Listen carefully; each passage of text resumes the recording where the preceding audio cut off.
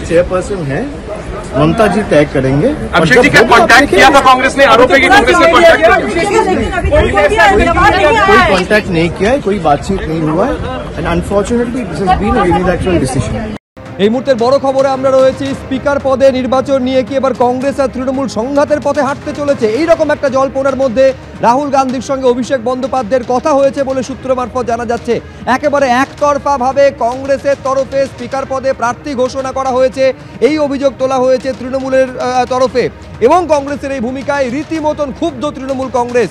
এই পরিস্থিতিতে অভিষেক বন্দ্যোপাধ্যায়ের নেতৃত্বে তৃণমূল সাংসদদের বৈঠক হয়েছে বলে জানা যাচ্ছে। কিন্তু এই মুহূর্তে যে খবর পাওয়া যাচ্ছে, রাহুল গান্ধী এবং অভিষেক বন্দ্যোপাধ্যায়ের মধ্যে কথা হয়েছে। এখন কি বিষয়ে কথা হয়েছে আশাবুল হোসেন আমাদের প্রতিনিধি আরো বিস্তারিত বলতে পারবে। নিঃসন্দেহে একটা সংঘাতের জল্পনা যখন তৈরি হচ্ছে স্পিকার পদে প্রার্থী দেওয়াকে কেন্দ্র করে, আশাবুল, অত্যন্ত গুরুত্বপূর্ণ এবং তাৎপর্যপূর্ণ রাহুল গান্ধীর সঙ্গে অভিষেক বন্দ্যোপাধ্যায়ের কথা, কি নিয়ে কথা?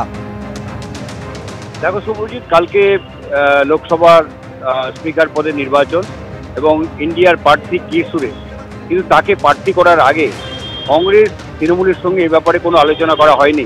খুব স্বাভাবিকভাবেই এইটা নিয়ে তৃণমূল শীর্ষ নেতৃত্বের মধ্যে ক্ষোভ তৈরি হয়েছিল, এবং তারপরেই দেখা যাচ্ছে যে রাহুল গান্ধী এবং অভিষেক বন্দ্যোপাধ্যায় তারা আজকে সংসদের ফ্লোরে তারা একসঙ্গে বসে দুজনে কথা বলেছেন, এবং মনে করা হচ্ছে যে এই বিষয়ে যে জটিলতা তৈরি হয়েছিল, যে তৃণমূলকে না জানিয়ে এই যে একতরফাভাবে কংগ্রেস তাদের প্রার্থীর কথা, ইন্ডিয়া জোটের প্রার্থীর কথা ঘোষণা করে দিল, তা নিয়ে যে জটিলতা তৈরি হয়েছিল, সেই জটিলতা কাটাতেই দুজনের মধ্যে কথাবার্তা হয়েছে, যাতে কোনো ভুল বোঝাবুঝির অবকাশ না থাকে।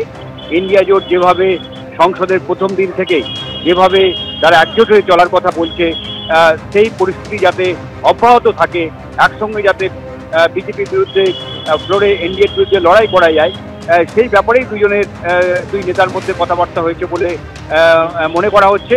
আজকে সংসদের ফ্লোরের মধ্যে অভিষেক বন্দ্যোপাধ্যায় এবং রাহুল গান্ধী তারা আলাদাভাবে তারা কথা বলেন, এবং এই যে মতপার্থক্য তৈরি হয়েছে যে তৃণমূলকে না জানিয়ে একতরফাভাবে কংগ্রেস কে সুরেশের নাম ঘোষণা করে দিয়েছে, এই নিয়ে ক্ষুব্ধ তৃণমূল, এইটা নিয়ে একটা জল্পনা চলছিল। সেই জল্পনার মাঝেই এই দুই নেতার শীর্ষ নেতার বৈঠক, সেই বৈঠকের এই সমস্যার মিটে যাবে বলেই মনে করছে রাজনৈতিক পর্যবেক্ষকরা।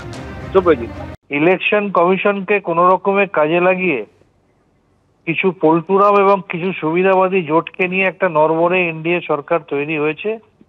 অন্যদিকে ইন্ডিয়া অ্যালায়েন্স একটা মজবুত অপোজিশনের ভিত্তিতে দাঁড়িয়ে প্রত্যেক মুহূর্তে ইন্ডিয়ার বিরুদ্ধে লড়াই করবে, সেমত অবস্থায় ইন্ডিয়া অ্যালায়েন্সে প্রত্যেকটা রাজনৈতিক দলের যোগ্য মর্যাদা এবং গুরুত্ব দিয়ে সর্বসম্মতভাবে সিদ্ধান্ত নিয়ে ইন্ডিয়া অ্যালায়েন্সের বিরুদ্ধে ইন্ডিয়ার লড়াই চলবে, সেটাই কাম্য।